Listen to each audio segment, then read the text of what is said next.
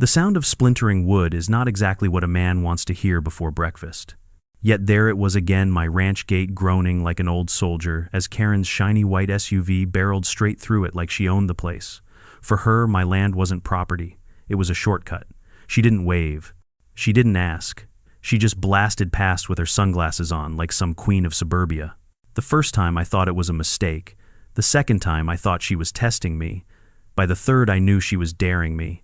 And let me tell you, I'm not the kind of man who takes kindly to being dared. Especially not on my own land. What Karen didn't know was that while she was busy playing HOA royalty, I was busy building a trap she'd never see coming. Before we dive in, drop a comment below with where you're watching from and what time it is there. When I bought the ranch, I pictured peace. Wide open skies, cattle grazing at dawn, and a wooden gate that swung closed with a satisfying thud every night. After 30 years of construction, jobs dust in my lungs, and HOA rules telling me what color my mailbox had to be, I wanted quiet. I wanted to breathe without some clipboard warrior knocking on my door about community standards. My ranch sat on the edge of Pine Hollow, a sprawling HOA-governed subdivision that had more rules than the state constitution. Luckily, my deed was outside their jurisdiction. I wasn't in their HOA, didn't pay their dues, and didn't have to answer to their president. The boundary line was marked by that gate of mine, a heavy cedar-framed arch I built with my own 2 hands lined with iron hinges swinging across the gravel drive. It was my line in the sand, and I was proud of it. I hadn't even been here a month before I met her. Karen. Perfectly coiffed blonde bob, oversized sunglasses, and a brand new SUV with a HOA-strong bumper sticker. She slowed down, rolled her window down halfway, and gave me a smile that didn't touch her eyes. "Lovely place," she said. "Thanks," I replied. Then, without another word, she pressed the gas and drove right through my closed gate. The hinges screamed, the cedar scraped across gravel, and before I could process what happened, she was halfway across my pasture, kicking up dust, like she was late to her own coronation. I stood there dumbfounded. My first thought was, maybe she was lost. Maybe GPS told her my ranch was a shortcut. But the boldness in her face, that dismissive half-smile as she waved in her rearview mirror, no. This wasn't a mistake. I spent the evening repairing the gate, muttering to myself. Reinforced the hinges, reset the posts, deeper in the soil. I chalked it up to bad manners and hoped it wouldn't happen again. Of course it did. A week later, same thing. I heard the rumble of her SUV turn just in time to see her nose over the hill, barreling straight at my gate. This time, she didn't even slow down. She blasted through like she was storming Normandy. I ran out to the porch, waving my arms. "Hey, that's private property," I shouted. Her response, a laugh. She leaned out the window and shouted back community easement before disappearing down the drive. Community easement. My blood boiled. I knew my deed backward and forward. There was no easement, no shared road, no right-of-way. But she said it like a commandment from the Book of Karen. That night I went down to the local feed store for supplies, and wouldn't you know it, 2 old-timers there shook their heads when I mentioned her. "You got Karen driving through your land," one of them said, spitting sunflower seeds into a paper cup. "Afraid so," I replied. "Good luck with that. She runs the HOA like a little kingdom. Folks have been fighting her for years." The other chimed in. "She'll bleed you dry with fines and complaints if you ain't careful. Best to let her be." I didn't like that advice. Let her be. Let her tear down my gate every week like she owned it. Not on my land. Not in my lifetime. The third time it happened, I caught her in the act. I was stacking firewood by the barn when I heard the familiar crunch of gravel. I dropped the logs and marched out. There, she was revving her SUV right in front of the gate. She saw me and smirked. "You really ought to keep this open," she said through her rolled-down window. "This is my gate," I shot back. "My property. You're trespassing." She raised her chin lips, curling like she tasted something sour. "Don't be so selfish. This road saves me 10 minutes every morning. It's community spirit." "Community spirit," I laughed, though nothing about it was funny. "Lady, this is trespassing. You're damaging my property." Her smirk hardened. "You're new here. Maybe you don't understand. The HOA sets the rules around here. You're not above them." That was the first time I heard the word HOA, like it was some divine right, like she wore a crown because she chaired a board of busybodies. I told her to turn around. She didn't. She drove through anyway, dust spraying my boots. I repaired the gate again, but it wasn't about cedar and hinges anymore. It was about principle. Every splinter felt like an insult. Every dent was her laughing in my face. The worst part, other board members started following her lead. A couple of times I saw a convoy of HOA vehicles cruising across my land like it was their new access road. They waved at each other, waved at me like I was just the groundskeeper. One afternoon I found an envelope tucked into my mailbox. Official HOA letterhead, a violation notice. My heart sank as I read it. Dear resident, you are in violation of HOA standards for maintaining unsightly structures. The ranch gate at the entrance of your property does not conform to community aesthetics. Please remove it immediately or face fines. I nearly laughed myself sick. I wasn't even in their HOA. My land was separate, deeded, and paid for outright. But there it was, black ink on white paper, an order to tear down the very gate they kept ramming through. I drove down to the town clerk's office to double-check the records. Sure enough, I was right. No easements, no HOA oversight. My gate was mine. Still, that letter felt like a warning shot. Karen wasn't just some entitled driver. She was starting a war. And if there's one thing you learn building houses for 30 years, it's that every structure, every wall, every roof, every gate is only as strong as the man willing to stand behind it. Karen thought she could scare me with paperwork and SUVs. But I'd built more than gates in my life. I'd built foundations, and I was about to build something that would end her shortcuts once and for all. By the end of that first month, I knew my little slice of peace had turned into a battleground. Karen wasn't just using my gate, she was flaunting it. The more I resisted, the bolder she became. It started small. She'd drive through once or twice a week, usually in the mornings. Her SUV tires chewed through my gravel dust clouds, drifting over my porch like a sandstorm, but then she got brazen.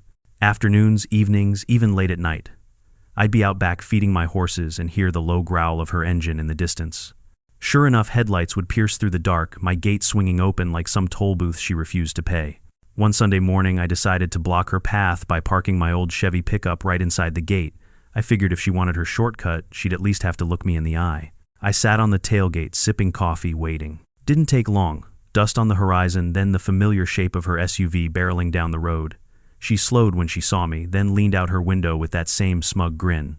"You're wasting your time," she said. "This road is for everyone." "No, ma'am," I replied evenly. "This road is for me. The deed says so." Her sunglasses glinted. "You can't own land that blocks community access. It's against the law." I nearly choked on my coffee. Against the law, I'd checked the county records twice. She was bluffing, but she did it so confidently you'd think she'd written the law herself. "I suggest you turn around," I told her. Her smirk widened. "And I suggest you move your truck." We stared at each other for what felt like a full minute. Finally, she huffed, whipped her SUV into reverse, and screeched off in a cloud of gravel. For a moment, I thought I'd won. But the very next day, I came home from town to find my gate lying flat on the ground. Posts snapped, hinges twisted like paper clips. Fresh tire tracks ran across my pasture. Karen had escalated. And now it wasn't just her. That week, I spotted at least 2 other HOA members following her lead. A maroon minivan with a Pine Hollow HOA proud decal, and a silver sedan with the board treasurer's name on the license plate frame. They rolled across my property as if it had been deeded to them personally. It wasn't random, it was coordinated. Karen was turning my land into a shortcut for the whole HOA. I tried reason again though, heaven knows why. One evening I walked over to the HOA office, a brick building that looked more like a law firm than a neighborhood association. Inside there, she was sitting at a polished desk stacked with binders. Karen looked up from her papers with a look of pure disdain like I was some farmhand tracking mud on her marble floors. "We need to talk," I said firmly. "Oh, good," she replied sweetly. "You're here about your fines." "My what?" She slid a paper across the desk. It listed violations against me, unapproved structures, unkempt land failure to comply with HOA road easements. Each line came with a dollar amount beside it. Altogether nearly $3,000. "You're out of your mind," I said. "I'm not even in your HOA." Her tone sharpened. "Don't play games. Every property here falls under our community charter." "That's a lie, and you know it," I snapped. The county clerk confirmed it. "I'm outside your boundary lines." Karen leaned back in her chair, tapping her manicured nails against the armrest. "Boundaries are flexible when community welfare is at stake." "Boundaries are legal," I shot back. "And mine aren't flexible." Her lips tightened. "You'll regret this stubbornness."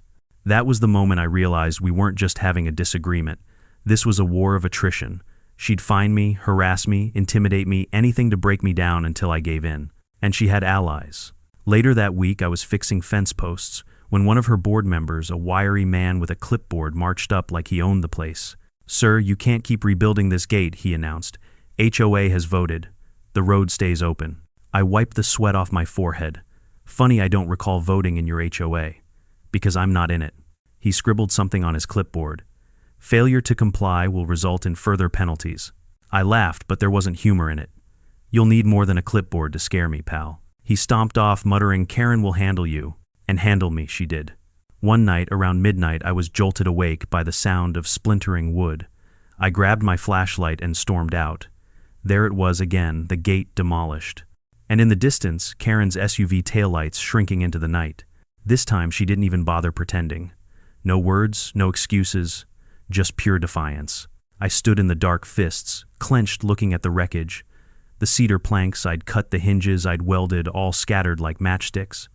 My ranch didn't feel like mine anymore. It felt invaded. The next morning, I overheard neighbors whispering at the general store. "She's been cutting through his land again. Won't end well." But nobody beats Karen. She's got the sheriff on speed dial, the county clerk in her pocket. That's when I knew I couldn't rely on law or reason. Karen wasn't going to stop because she believed she didn't have to. In her mind, the HOA was untouchable, and she was its queen. But me, I wasn't built to roll over. Years of construction had taught me that if a structure kept collapsing, you didn't patch it, you rebuilt it stronger. And sometimes you built it with steel, not wood. As I gathered the broken pieces of my gate, a thought began to take root. A dangerous thought. What if the next time Karen tried her little shortcut, she didn't just break wood? What if instead she ran straight into something she couldn't laugh off? That night I sat on my porch staring at the stars, turning it over in my head.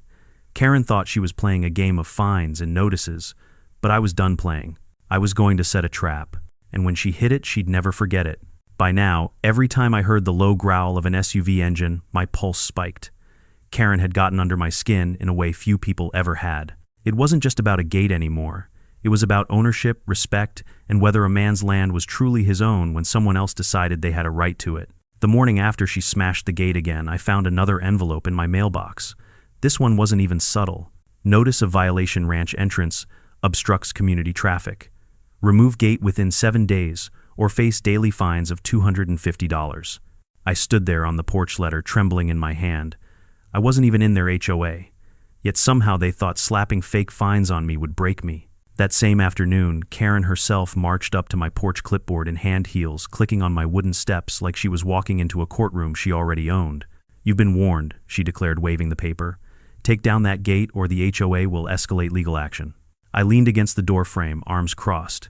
"Karen, this isn't your land. This isn't your road. You don't get to make rules here." Her face flushed. "I am the president of Pine Hollow HOA, and every road within this community." I cut her off. "This isn't within your community.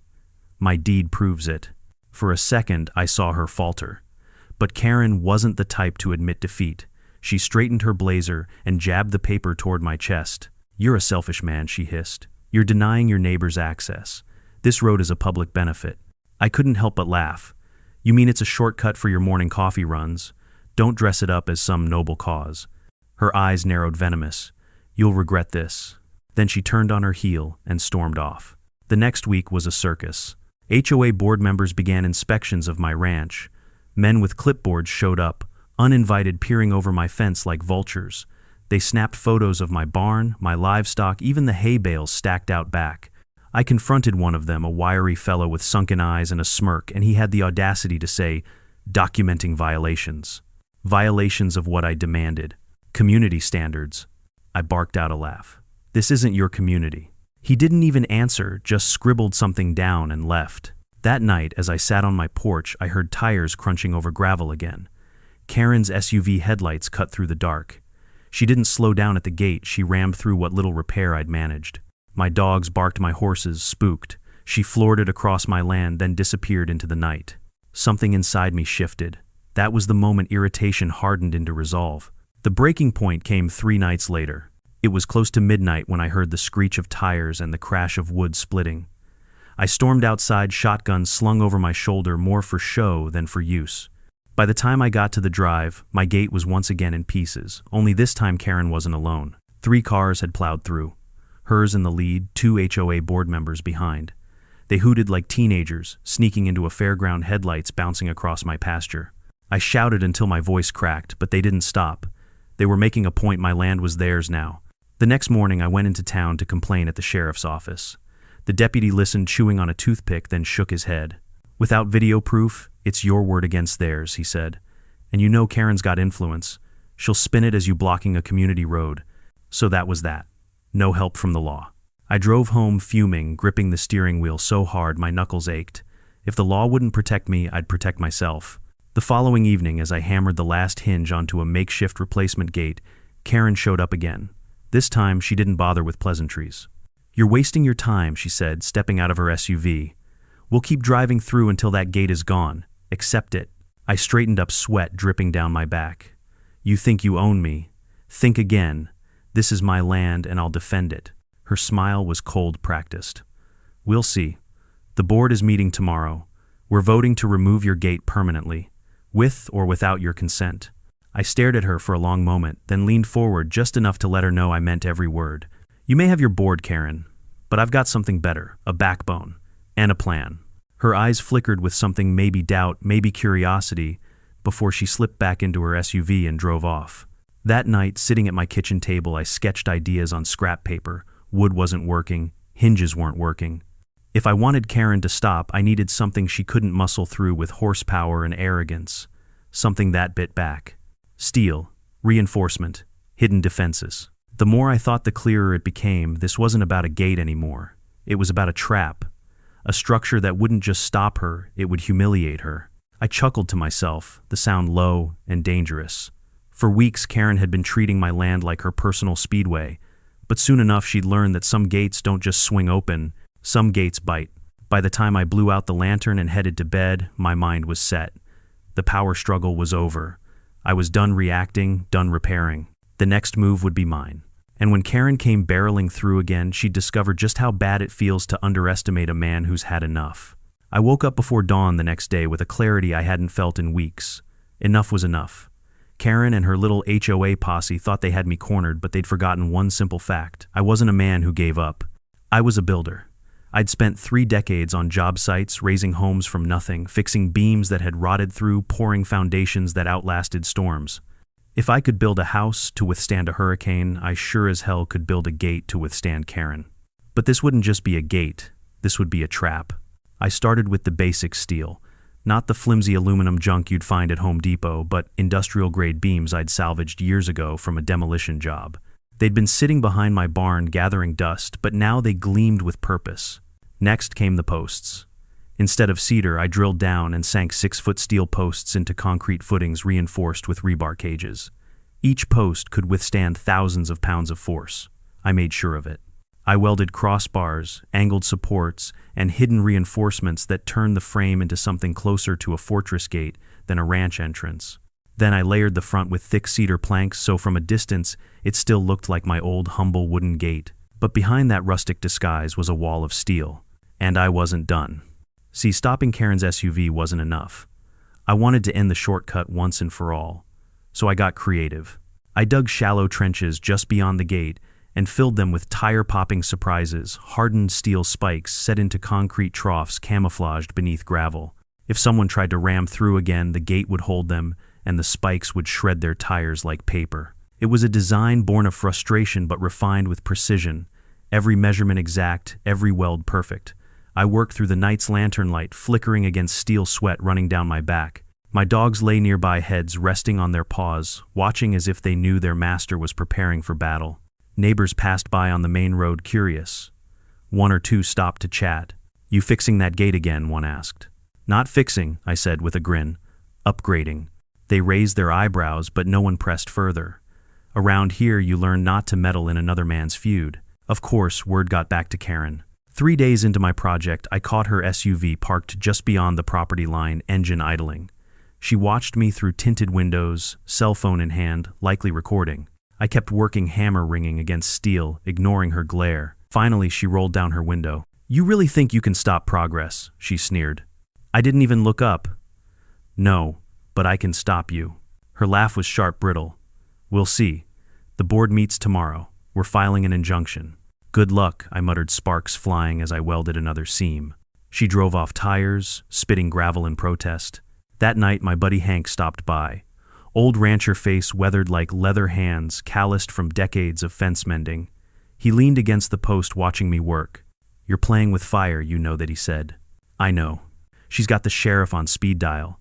She'll scream harassment the second this backfires. Then I'll make sure it doesn't backfire." He studied me for a long moment, then chuckled. "Hell, I like your style. Need an extra pair of hands." Together, we finished the last reinforcements, tightening bolts, testing welds, checking alignments. When we finally stepped back, sweat-soaked and exhausted, the gate stood proud, deceptively simple on the outside, indestructible within. "Looks just like the old one," Hank said, "but it ain't, is it?" I shook my head, not even close. By the 5th day, the trap was complete. The gate swung smoothly on reinforced hinges, locking into steel brackets set deep into the concrete. The trenches were covered seamlessly with gravel, the spikes invisible unless you knew where to look. Even the posts were painted to match the old cedar, blending in perfectly with the ranch aesthetic. To the untrained eye, it looked like the same flimsy barrier Karen had smashed a dozen times. But to me, it looked like justice. That evening, as the sun dipped low and painted the sky in gold and crimson, I sat on my porch staring at the finished product. My hands were blistered, my back ached, but my heart was steady. For weeks, Karen had treated me like a pushover, some lonely rancher she could bully. She thought fines, threats, and SUVs made her untouchable. But she'd forgotten the oldest rule in the book: every bully eventually meets a wall they can't knock down. And tomorrow, when she came roaring through again, she'd find out just how hard that wall could hit back. I leaned back in my chair, dogs at my feet, and whispered to the quiet evening air, "Come on, Karen, I'm ready." The trap was set. All I had to do now was wait. And if there was one thing I'd learned about Karen, it was that patience wasn't one of her virtues. She couldn't resist proving herself. She had to win, had to show dominance. Sooner or later, she'd come barreling through my land again. It didn't take long. On a bright Saturday afternoon, the sound came. The low, throaty growl of her SUV rolling down the road, louder and louder, until the gravel trembled beneath her tires. I set down my coffee cup on the porch rail, leaned back in my chair and watched. There she was. Perfect hair, oversized sunglasses, jaw set with that smug determination I'd come to know too well. Behind her followed 2 other vehicles, the HOA treasurer's maroon minivan and another board member's sedan, a convoy of arrogance. Karen didn't slow down, not one bit. She revved harder, speeding up as though the very act of smashing through my gate gave her power. I held my breath as her SUV closed the distance. Then it happened. The moment her bumper hit the gate, refused to budge. Instead of splintering like before, it stood unshaken, anchored into its steel core. The sound was like a gunshot metal against metal, the echo of finality. Her SUV jolted violently. The front end crumpled with a sickening crunch. Airbags exploded, white smoke puffing out of the windows. Tires shrieked against gravel as momentum carried her forward another foot before the reinforced steel held her like a fly caught in amber. And then came the spikes. As her rear tires skidded over the disguised trench, the steel teeth bit deep, ripping rubber apart with a sound that made me wince even from the porch. Pop, pop, pop. Within seconds, her SUV sagged forward on shredded wheels, hissing like a wounded animal. The convoy behind her screeched to a halt, too late to save her. The minivan swerved into the ditch, fishtailing before stalling out. The sedan braked hard, horn blaring, narrowly avoiding piling into her bumper. Dust settled over the scene, hanging in the summer air like smoke after a battlefield skirmish. For a long moment, everything was silent. Then the screaming began. Karen flung open her door, stumbling out in a cloud of airbag dust. She coughed, eyes wide, face twisted with fury. "What have you done?" she shrieked, pointing at me as though I'd just committed a crime against humanity. I stayed seated on the porch, calm as a preacher on Sunday morning. My dogs barked at her, but stayed at my side, tails stiff with tension. "What I've done," I called back, "is stop you from trespassing." Her voice cracked into a shrill pitch. "This is illegal. You've put lives at risk."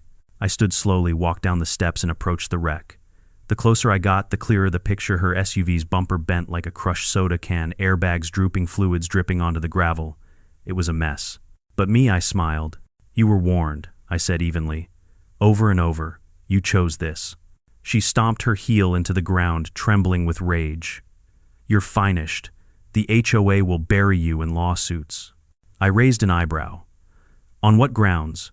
You drove through a private gate on private property without permission. That's trespassing." And lucky for me, I tapped my pocket, pulling out a small device I installed cameras this time. I pointed to the posts. Sure enough, small security cams were mounted discreetly at angles, flashing red recording lights. Her face went pale beneath the dust and makeup. "You wouldn't," she whispered. "I would," I replied. By now, neighbors had gathered along the main road drawn by the noise. Phones were out recording every second. A few chuckles rippled through the crowd as they saw Karen standing in front of her immobilized SUV, red-faced and sputtering. "Looks like the Queen's lost her crown," one man muttered loud enough for everyone to hear. Laughter followed. The HOA treasurer crawled out of the minivan, limping slightly, his clipboard still clutched in his hand like a shield. He tried to speak, but the crowd drowned him out with jeers. The sedan driver didn't even get out, just sat there, face buried in his palms. Karen spun around, glaring at the neighbors. "Stop laughing, this is a serious violation." But the more she screamed, the more people laughed. The sight of Pine Hollow's self-proclaimed ruler, stranded, humiliated, and powerless, was too much for them to resist. And me, I just stood there, arms crossed, soaking it all in. The sheriff eventually arrived, lights flashing. He stepped out, surveying the scene with raised eyebrows. "What in the blazes happened here?" he asked. Karen ran to him like a child to a parent. "He set a trap. He sabotaged the road. He could have killed us." The sheriff turned to me. "That true?" I shook my head. "This isn't a public road. It's my private property. She's been trespassing for weeks." I reinforced my gate and installed cameras. "You'll find everything you need on the footage." Karen's yaw dropped. "You can't." "Ma'am," the sheriff interrupted, voice sharp, "you've been warned before about pushing boundaries. If these cameras show what he says they do, you're the one in trouble." The crowd cheered, phones held high. Karen's face went crimson, eyes darting from me to the sheriff to the neighbors, recording her downfall. For once, she was speechless. I walked up to her, SUV tapped the hood, and said loud enough for everyone to hear, "Shortcuts closed, Karen." The crowd erupted in laughter whistles, echoing down the road. Karen covered her face, screaming muffled curses before retreating back into her ruined SUV. The sheriff shook his head. "We'll be in touch, but from the looks of it, you're in the clear." I nodded, watching as the tow trucks arrived, to drag away her convoy of shame. And as the dust settled once more over Pine Hollow, I felt something I hadn't in weeks. Peace. Because Karen had finally learned the hard way that not every gate can be broken. Some gates fight back. If there's one thing I learned from all this, it's that Karen never admitted defeat. Even with her SUV, crumpled her tires, shredded, and half the neighborhood laughing at her expense, she wasn't finished. No humiliation just made her more dangerous. The very next morning, I woke up to find another envelope in my mailbox. This one was thicker, heavier. Inside was a stack of papers stamped with official-looking seals. At the top, notice of legal action. According to the document, the HOA was suing me for reckless endangerment, property damage, and willful obstruction of community easement. They demanded I not only remove my gate permanently, but also pay for the emotional distress suffered by Karen and her fellow board members. The cherry on top, they wanted me to cover the repair costs of her SUV. I laughed so hard I nearly spilled my coffee. Still, the audacity of it made my blood boil. Here I was the victim of months of trespassing and vandalism, and somehow I was the one being painted as a criminal. I didn't waste time. I drove straight into town to see an attorney, a sharp-eyed woman named Martha, who'd been practicing property law longer than Karen had been harassing people. She leafed through the papers, shook her head, and smirked. "Classic HOA overreach," she said. "They don't have jurisdiction over your land, and they know it. But they're banking on you, folding under pressure." "Well, folding isn't in my vocabulary," I replied. She chuckled. "Good, because this is going to be fun." Martha filed a countersuit within the week, trespassing, destruction of private property, harassment, and attempted fraud through false fines. And thanks to my cameras, we had everything on tape: Karen smashing through the gate, HOA members tailgating her, and the aftermath of their little joyride. When Karen realized I wasn't backing down, she doubled down.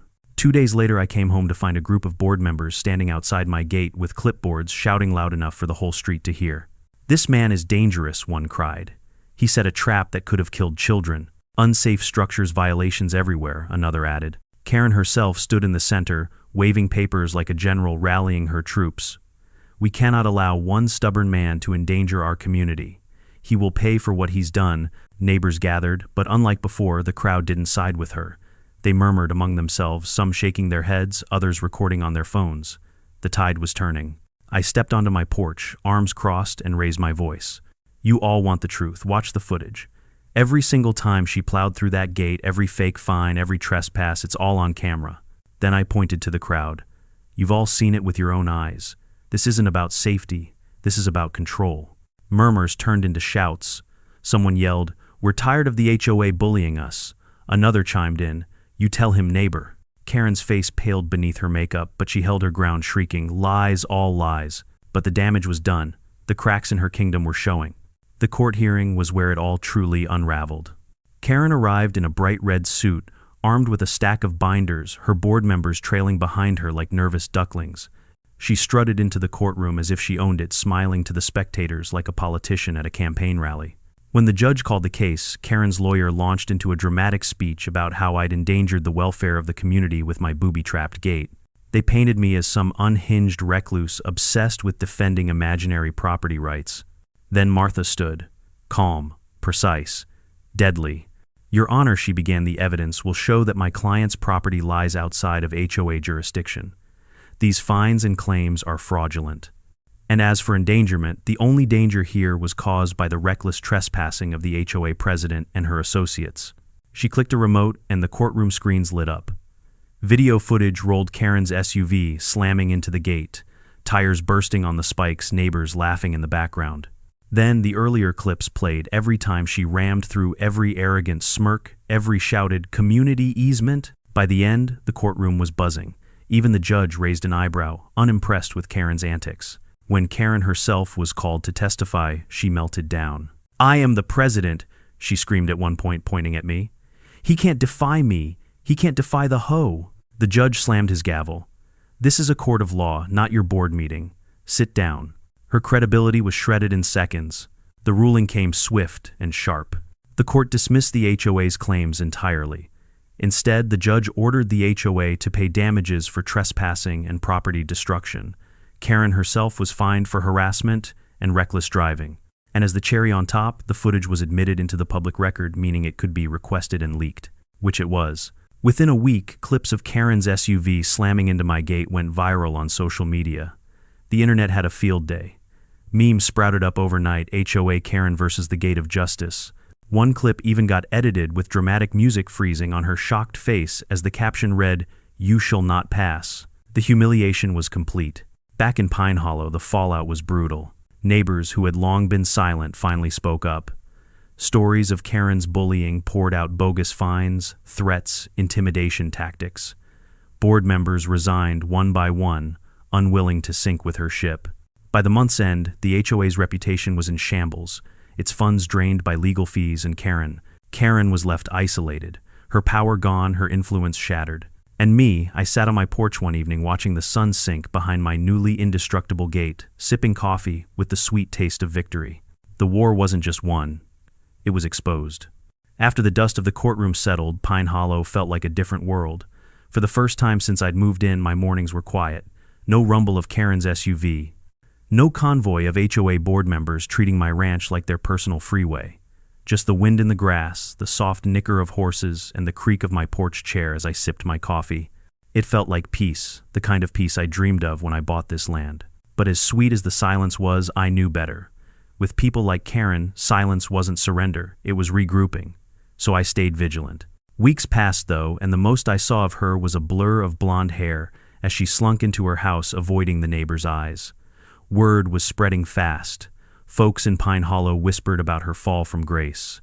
The once untouchable HOA president had been reduced to a cautionary tale, her name muttered with equal parts scorn and amusement. I thought maybe, just maybe, she'd finally learned her lesson. Then one afternoon, a certified letter arrived. It was from Karen.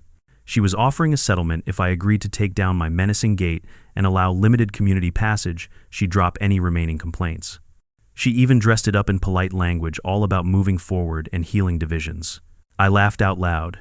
Healing divisions. After everything, she wasn't trying to heal anything. She was trying to claw back control. So I wrote her a response. A single page, 2 sentences. There is no community easement. I own the road. And I have the deed to prove it. See, here's the twist. All this time, while Karen was filing bogus fines and screaming about community rights, I'd quietly gone back through county records. And not only did I confirm my ranch stood outside HOA jurisdiction, I discovered something else. The road she loved so much, the shortcut she claimed as community property, it wasn't even listed as public. It was mine. Deeded to me, paid for in full. Karen and her board had been trespassing on my private road. Every dollar she spent on lawsuits, every ounce of energy she wasted trying to dominate me, it all crumbled with a single document. I'd been holding on to that knowledge like a loaded gun, waiting for the right time to reveal it. And now the time had come. When Karen received my response, the meltdown was immediate. She stormed onto my property one last time, waving the letter like a flag. "This is fraud," she screamed, her voice echoing across the fields. "You can't own that road. It's for the community." I walked calmly to the edge of my porch, folded arms resting on the railing. "Check the records, Karen. County clerk's office. Deeds in my name. Always has been." Her face twisted, eyes wide with disbelief. She sputtered like a car with no gas. That's impossible." "No," I said. "What's impossible is you ever setting foot on this road again. Consider yourself trespassed."